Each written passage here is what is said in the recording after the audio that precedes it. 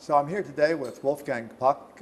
Wolfgang, you're known as America's #1 chef. I opened Spargo in January of '82, and I wanted to be a little neighborhood restaurant. I actually wanted to have some reggae music playing, and I wanted people to come by, have a pizza, and maybe a glass of wine, and maybe some simple grilled food or a salad. So it was really like a neighborhood restaurant. And little did I know, after 3 weeks, we were booked 2 months ahead. 2 months ahead, I think everybody in Hollywood was coming to the restaurant, and from Billy Wilder to Swifty Lazar, Gregory Peck, and Jane Fonda and Michael Douglas, you name it, all the big stars, all of a sudden showed up at Spargo. And I said, for me, a little guy from Austria, how come this happened almost like overnight? Okay, so that started in 1982. Yeah. And here you are with this global empire. I know that you cater for the Academy Awards every year, which is one of the most prestigious things that one can be involved with in Los Angeles, with all of those same stars and many, many more. How do you deal with serving fantastic food for such a large group of people? And they're obviously people with very discerning taste.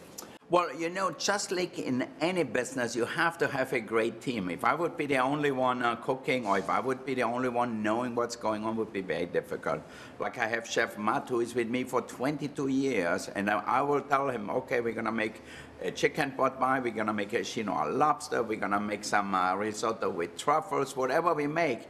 And he then delegates to the people we train. So we trained over the years so many people. So for example, for the Academy Awards, I have 2 kitchens. There's a big ballroom which seats 1,600 people. And I have a kitchen on each side of the room. And I have 300 chefs altogether.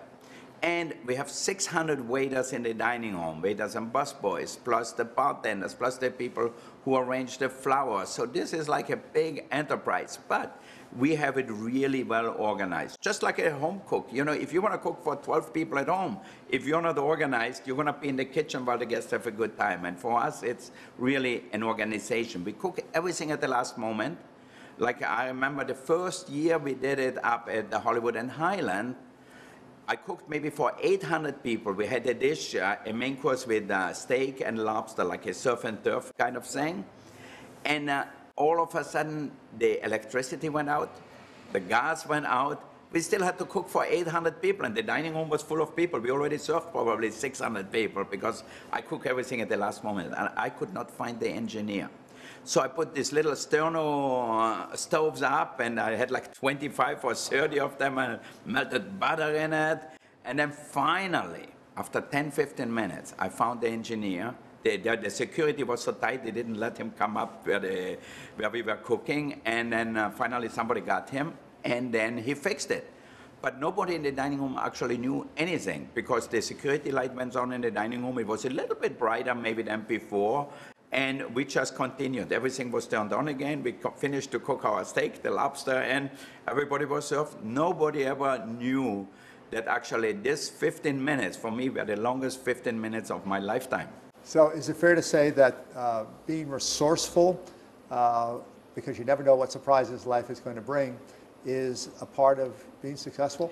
Exactly, especially when you do catering, where you never know what could happen.